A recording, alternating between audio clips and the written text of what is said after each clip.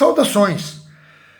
Eu sou o professor Ivo Canal, eu sou médico veterinário, eu tenho pós-graduação em acupuntura veterinária e pós-graduação em acupuntura humana também. E eu tenho licenciatura em filosofia. A razão de ser desse vídeo é para ser uma aula de ética destinada à turma de médicos veterinários do Instituto Jacqueline Pecker, que estão cursando a pós-graduação em acupuntura. O tema dessa aula será: sem mudanças não existe evolução. Eu gostaria de começar esse vídeo a gente falando um pouquinho sobre a Caverna de Platão, o texto da Caverna de Platão. Platão escreve um texto muito bonito, onde existia uma caverna comprida e no fundo da caverna havia uma parede. E nessa parede eram projetadas as imagens das pessoas que passavam na frente da porta. E havia um grupo de pessoas que nasceu dentro da caverna e morou dentro da caverna a vida toda. Então toda a realidade que eles conheciam era as sombras que estavam na caverna. Mas um dia, um dos seus integrantes sai da caverna e quando ele chega na luz do sol, inicialmente a luz do sol o agride, queima os seus olhos, mas com o tempo ele vai se acostumando e ele aprende sobre a realidade tridimensional, em cores. E aí ele percebe que aquilo que eles acreditavam que era uma realidade era apenas a sombra na parede. Aquele filme Matrix é uma versão desse texto do Platão, A Caverna. O indivíduo, então, resolve voltar para a caverna para avisar os amigos dele que eles estão acostumados com uma ilusão e que aquela ilusão não é a realidade. Aquela ilusão monocromática em duas dimensões é só uma parte do todo. E o todo estava lá fora, na luz do sol. E ele convida as pessoas para saírem da caverna e irem ver a realidade. O que acontece é que as pessoas de dentro da caverna matam o cidadão. Esse texto foi escrito mais ou menos 500 anos antes de Jesus nascer. E agora, pela primeira vez, me veio um insight interessante, né? Jesus falava a mesma coisa e foi morto. Interessante isso. Mas, enfim, qual é a relação entre esse texto e o curso que vocês estão falando? Qual é a relação entre uma aula de ética para uma turma que está estudando medicina tradicional chinesa e o texto de Platão? A relação, gente, é que estudar medicina tradicional chinesa é entender que a medicina ocidental cartesiana é somente uma parte da verdade. Na verdade, a nossa medicina ocidental cartesiana fala só da mecânica. A nossa medicina é uma medicina tipicamente mecânica. Entra um íon, sai outro, entra cloro, sai magnésio, enfim. A gente tem que entender que existe uma molécula de insulina que abre a porta da glicose para entrar, o vírus tem um encaixe que encaixa nas células, é só mecânica. A medicina tradicional chinesa não fala de mecânica, ela fala de eletricidade. São coisas muito diferentes. Então, a primeira coisa que a gente tem que entender é que nós vamos ser obrigados a deixar de ser quem nós fomos. Nós vamos ter que abrir mão de quem nós fomos para a gente poder ser alguma coisa. Quem não abre mão do que foi, jamais será. Quando você faz um curso que abre a sua cabeça, por exemplo, medicina veterinária oriental, a medicina tradicional chinesa, vai abrir demais a sua cabeça. E necessariamente haverão mudanças de paradigmas. Você vai sair da caverna, vai enxergar a luz. E aí você vai querer voltar para a caverna e dizer para as pessoas que estão lá dentro que aquilo não é uma realidade, é só um resquício da realidade. Gente, não adianta. Cabe a cada um o seu processo evolutivo. E você, principalmente, tem que entender que a velha forma não vai mais servir. Você vai ter que abrir os olhos lá fora, no sol. No começo, essa informação chega a agredir a gente, porque eu estudei 5 anos da minha vida para aprender fisiologia, e agora a fisiologia é completamente diferente. A digestão começa no pulmão. Imagina, gente, o pulmão não tem nada a ver com digestão, não tem na medicina ocidental cartesiana.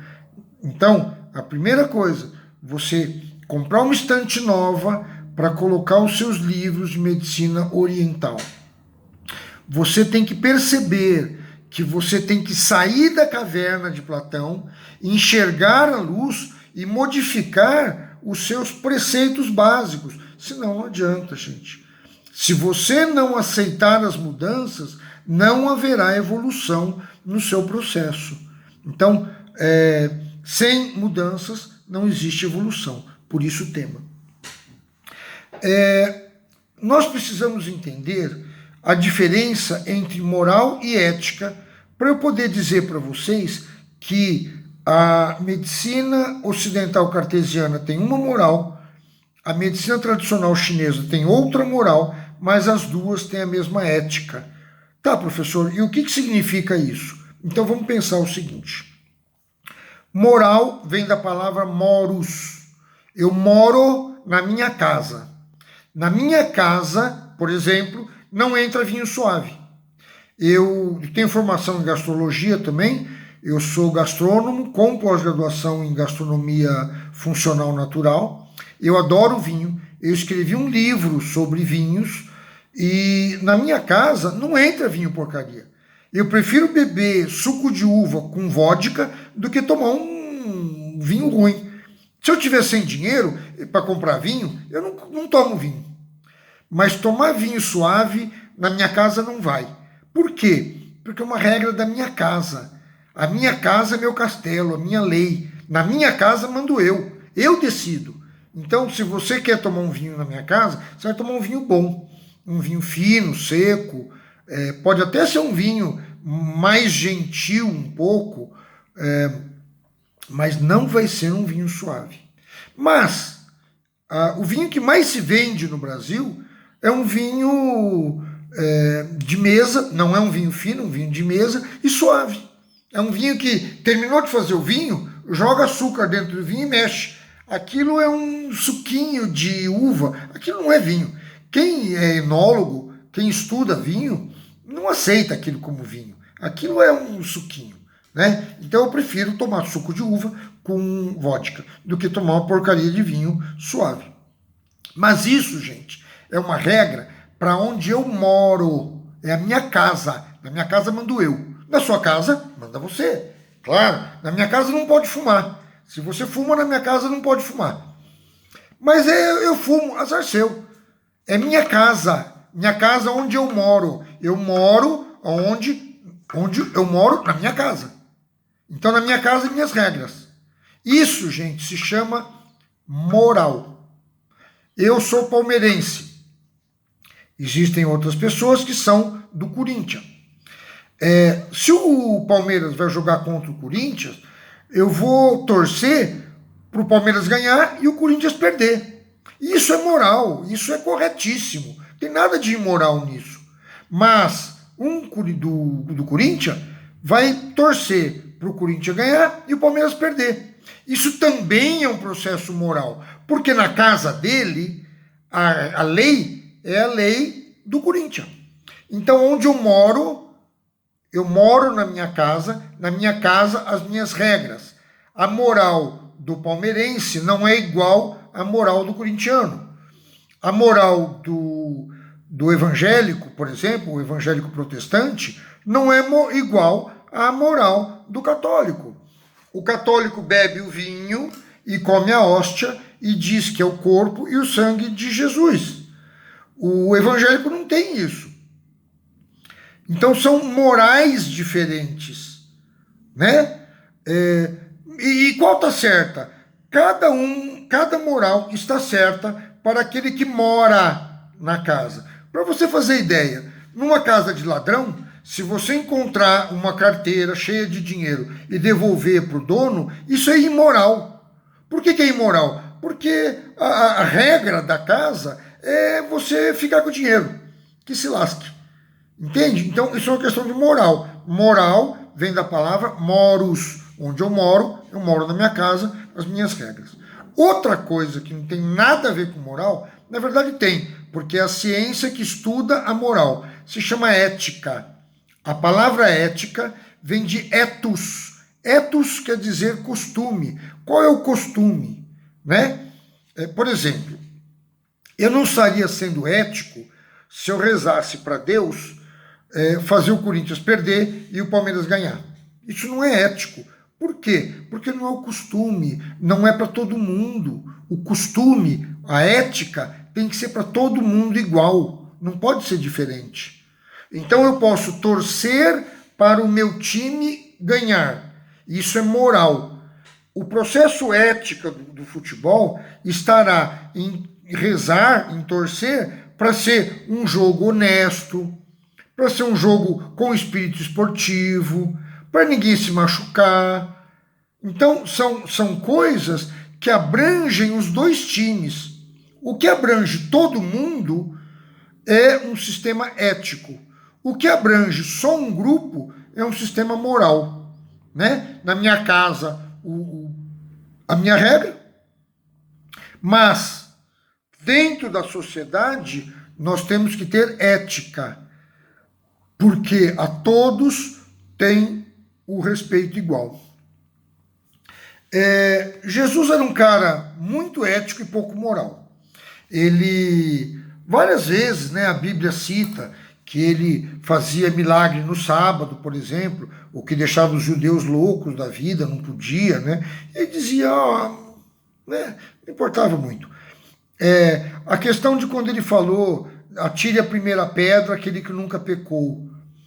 Ele estava, francamente, indo contra a moral daquele povo, que dizia que se uma mulher pecasse, ela tinha que ser apedrejada, tinha que ser morta por lapidação em praça pública.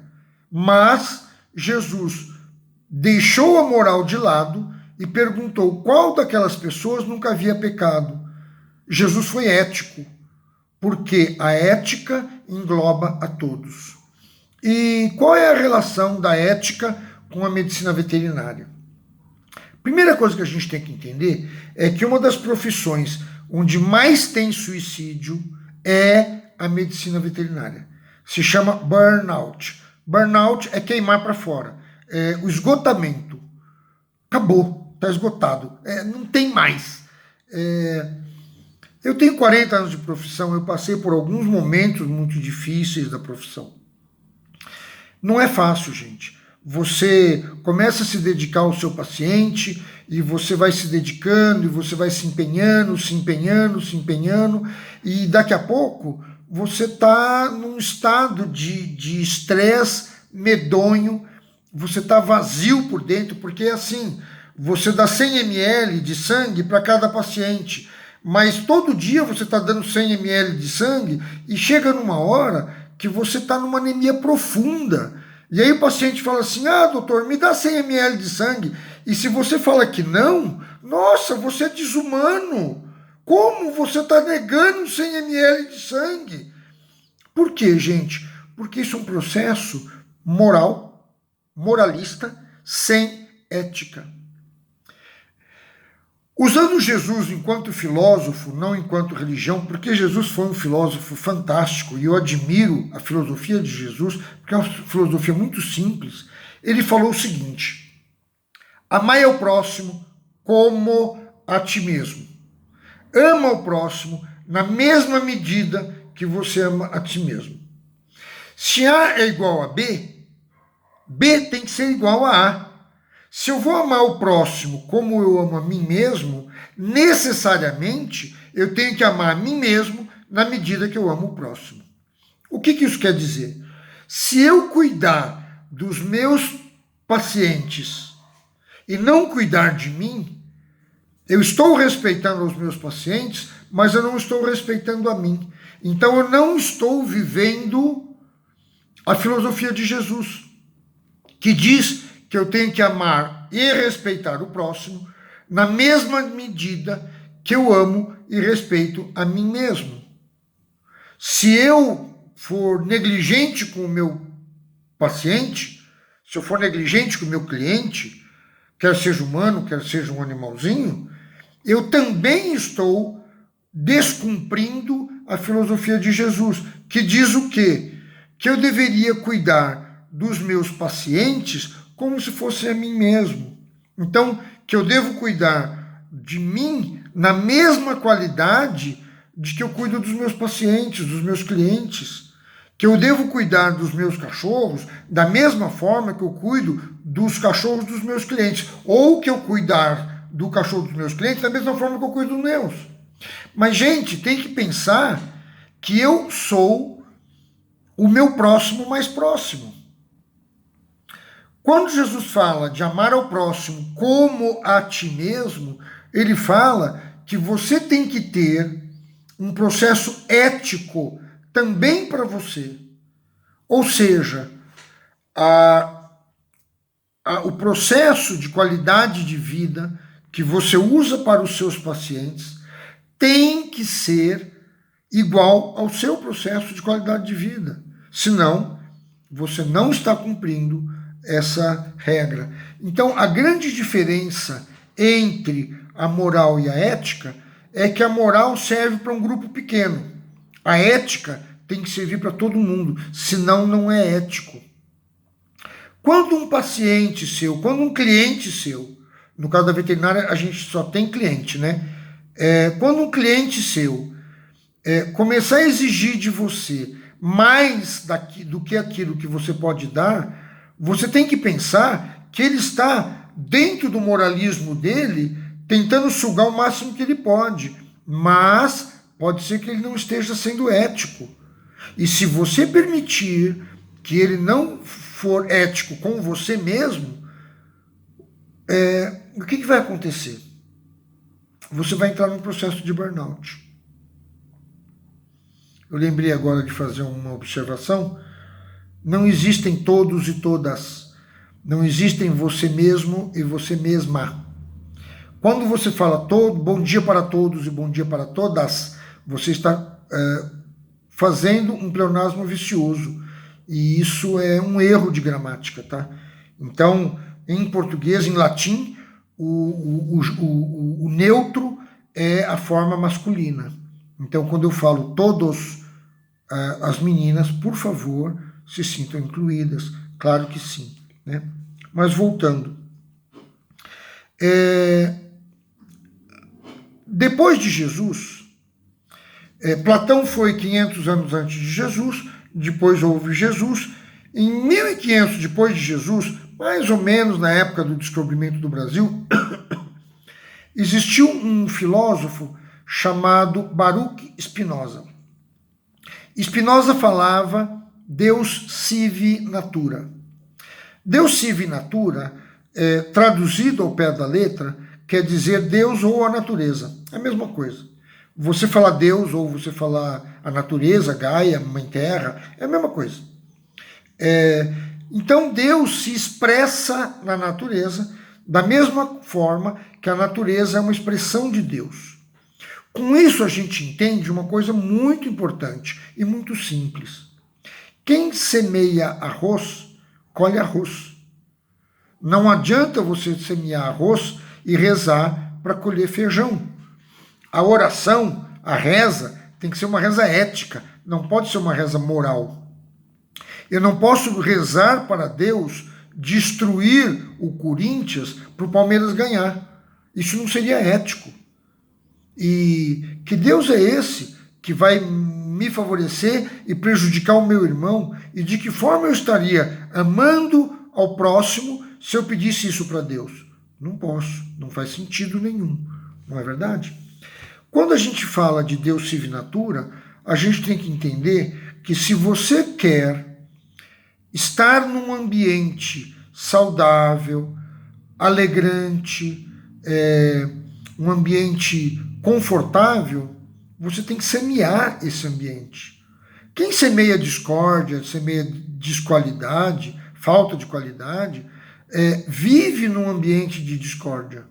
Quem semeia a concórdia, a empatia, a compaixão, vive num planeta de empatia e compaixão.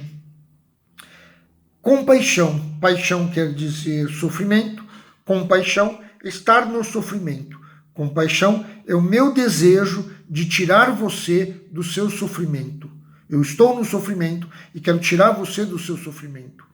E a empatia, é dentro, patia, patos é doença, eu tive a mesma doença que você. Eu compreendo a sua dor. Empatia não é você se colocar no lugar do outro. Se eu queimar a ponta do meu dedo, por mais empatia que você tenha, né? Não vai doer a ponta do seu dedo. Mas se você já se queimou, se você já passou por um processo de dor, você vai compreender a minha dor.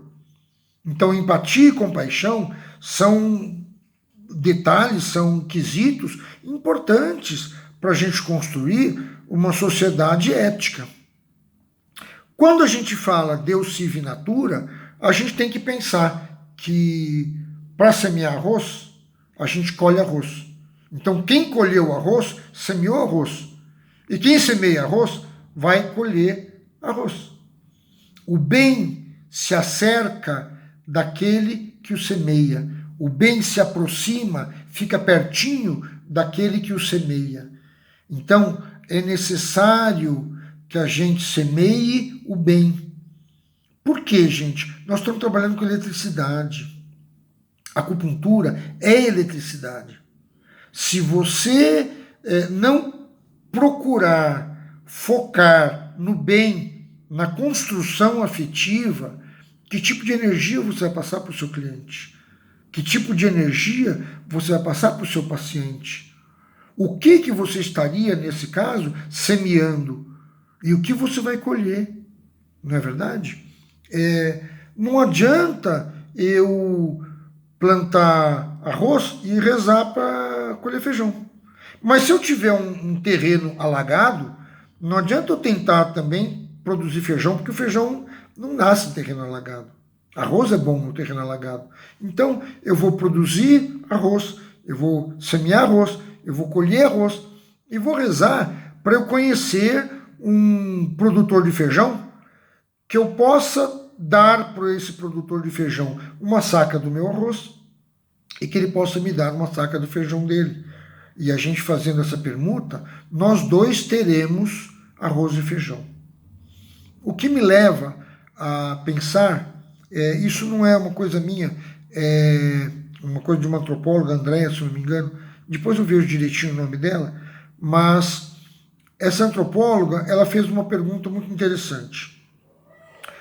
A história bíblica diz o seguinte, que Eva comeu o fruto da árvore do conhecimento, deu esse fruto para o seu homem, os dois, tendo recebido o fruto do conhecimento, perceberam que estavam nus, com a aproximação de Deus, os dois se esconderam, se vestiram com eras e voltaram para a presença de Deus, se desculpando, dizendo que eles estavam nus. Por isso eles foram se trocar, porque estavam com vergonha de estarem nus. Deus, ao perceber que eles tinham o conhecimento da própria nudez, percebeu que eles comeram o fruto da árvore do conhecimento e os expulsaram do paraíso. Muito bem, essa é a história bíblica. Mas, antropologicamente, quando surgiu a humanidade? O humano não nasce humano. Nós nascemos um bichinho e a gente tem que se humanizar. O humano depende de passar pelo processo social da humanização. O humano se torna humano. O humano tem a obrigação de se tornar humano para ser um ente humano. Tá? E quando, antropologicamente, nós podemos dizer que o ser humano evoluiu de um bichinho que anda pelado pelo campo para um ser humano? Quando nós nos vestimos, existe um trabalho antropológico que diz que a sociedade primitiva se torna humanizada, ela inicia o processo evolutivo quando você encontra um fêmur cicatrizado. Qual a relação? Um animal, principalmente um animal bípede, que quebre o fêmur, ele não consegue andar. Se ele não consegue andar, ele não consegue caçar. Ele se torna presa fácil para outros predadores. Ele não consegue ir até o rio beber água. Então, um ser humano que tenha quebrado o fêmur não consegue sobreviver sozinho até o fêmur cicatrizar. Se o fêmur cicatrizou, quer dizer que esse ser humano foi cuidado por outro ser humano. Alguém cuidou desse humano. Alguém alimentou esse ser. Alguém protegeu esse ser contra predadores até o ponto do fêmur cicatrizar. Ou seja, nós nos tornamos humanos a partir da hora que nós estamos no estado coletivo. Enquanto nós estamos no estado egoísta, individual, nós somos um bichinho do mato. Só isso. Então, para que nós nos tornemos humanos, nós temos que perceber que nós somos um ente social e que nós dependemos da sociedade. Quando nós cuidamos de um próximo, de um ser igual a nós, até o ponto de cicatrizar o fêmur, então nós saímos da barbárie, nós deixamos de ser um bichinho que corre no mato e começamos o processo da humanização. Biologicamente falando, dentro da medicina ocidental cartesiana, isso já era muito conhecido por nós. Só que a gente não tinha associado uma coisa com a outra. O que acontece com uma célula é o que acontece com a nossa sociedade. Nós temos tantas células quantos humanos existem no planeta. Então nós podemos imaginar que o planeta Terra é um ser humano cheio de células e que cada célula é um humanozinho. Muito bem. O que acontece se uma célula se torna egoísta e começa a se multiplicar? A célula se tornou egoísta e começa a aumentar a sua família, ela começa a se multiplicar. O que vai acontecer? Ela vai se tornar um câncer. O câncer é o estado egoísta de uma célula única. Interessante, né? A gente tem que perceber que o câncer é o processo egoísta de uma célula. Quando o ser humano passa a ser um processo egoísta, ele também se torna um câncer. O curso de ética fala, a ética é um processo que visa você destronar um pouco aquele humano muito forte e fortalecer o humano fraco. Harmonizar. Gente, harmonizar é regra básica da medicina tradicional chinesa. Onde tem muito, você tira. Onde tem pouco, você acrescenta. Um meridiano que está com deficiência, você tonifica. Um meridiano que está com excesso, você tira o excesso, você tira o perverso. Isso é harmonizar. Isso é nos tornarmos sociais. Então, a gente tem que entender que o processo social é um processo extremamente relacionado com a saúde. O altruísmo é um estado de saúde E o egoísmo é um estado de doença. Isso é muito, muito importante.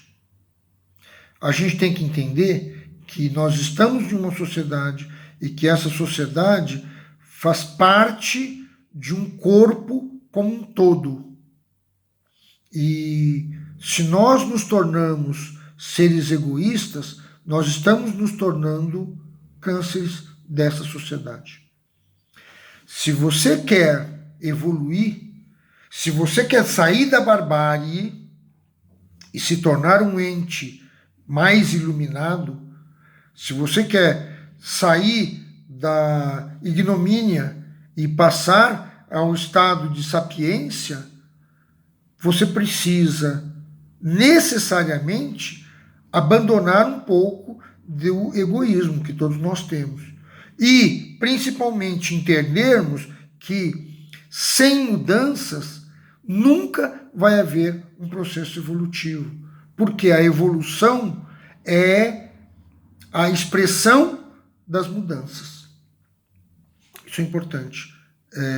Não adianta a gente querer fazer uma pós-graduação em medicina tradicional chinesa se a gente não decidir sair da caverna de Platão, se a gente não decidir comer o fruto da árvore do conhecimento.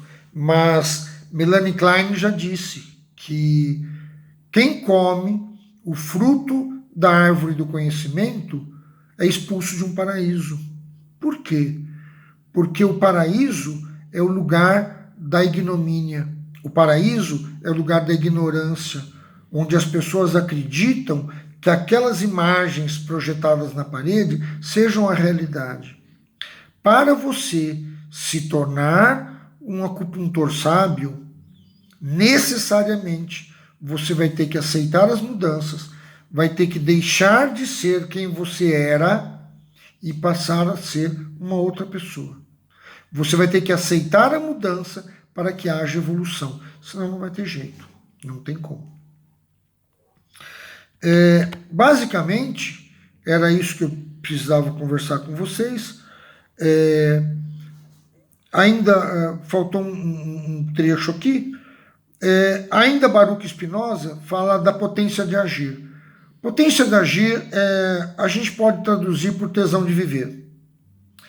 O que você gosta de fazer? Faça uma lista. Vou fazer a minha lista.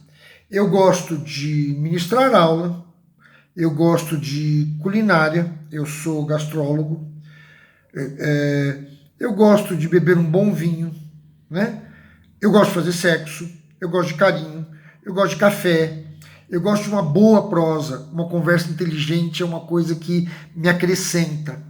Então, o que eu tenho que fazer? O que eu devo fazer? Fazer uma lista, coloco nas linhas, né? Uma linha eu vou escrever, eu gosto de fazer sexo. Na outra linha eu gosto de cozinhar. Eu gosto de comer bem, eu gosto de um bom vinho. Eu gosto de café, eu gosto de café com prosa. Eu gosto de uma conversa inteligente. Eu adoro a minha moto. Por que eu gosto da minha moto? Porque a minha moto me leva para ver alguém. Normalmente, quando eu saio para passear de moto, eu estou indo visitar um amigo. Eu estou indo dar aula, né? Eu estou indo fazer alguma coisa que eu gosto. Então a minha moto é um meio de transporte que me leva para onde eu gosto. Então eu fiz uma lista com cada linha com um item daquilo que eu gosto. Aí eu vou fazer uma coluna e na primeira coluna eu vou escrever junho, esse mês. Daí, cada vez que eu fizer alguma coisa daquela lista, eu vou colocar uma marquinha. Então, eu vou saber que em junho eu dei uma aula, em junho eu fiz sexo, em junho eu cozinhei, esse fim de semana eu fiz 30 quilos de charcutaria, linguiça, salame, presunto cru. Eu adoro isso, gente. É um trabalho assim exaustivo, mas eu adoro fazer isso. Então eu vou escrever ali. No fim do ano, eu vou pegar essa ficha e vou olhar o quanto eu estou me dedicando a mim mesmo. Quanto eu estou sendo ético comigo mesmo. Isso é importante porque existe uma diferença muito grande entre alegria e felicidade. Alegria é uma coisa de fora que é alegrante. O bom vinho é alegrante. Comer bem é alegrante. Cozinhar me é alegrante. Fazer sexo é alegrante, muito, não tenha dúvida. Mas coisas alegrantes não são felicidade. Alegrante são as coisas que deixam o meu eu adulto feliz. As coisas que deixam a minha criança interna, inconsciente, atemporal, feliz, são as coisas da felicidade. Então, felicidade não é um processo que vem de fora para dentro, é um processo que vem de dentro para fora. A minha criança interna está feliz, e a minha criança interna só estará feliz se eu tratar da minha alegria com ética. Se eu cuidar dessa lista que eu fiz com ética, isso vai deixar a minha criança interna feliz. E aí, se eu estiver feliz, mesmo que haja um evento não alegrante, um evento desalegrante, um evento entristecedor, eu vou estar triste, ainda assim vou estar feliz. Porque as pessoas podem ser infelizes e estar contentes. A pessoa é infeliz, ganha um presente, durante 5 minutos ela fica alegrinha, depois volta para a infelicidade. Ou a pessoa é feliz e ela se mantém num processo de felicidade, se acontecer alguma coisa triste, ela cai um pouco, perde um pouco a potência de agir, mas logo ela recupera. Por quê? Porque a felicidade é intrínseca, não é extrínseca. A felicidade não está fora de mim, não são as coisas que acontecem, são as coisas que estão dentro de mim. Para que eu tenha potência de agir é felicidade, tá? Para que eu tenha felicidade, necessariamente eu tenho que tratar a minha criança interna, atemporal, com ética. Eu tenho que ter respeito pela minha criança interna. Quais são as coisas que a minha criança interna gosta?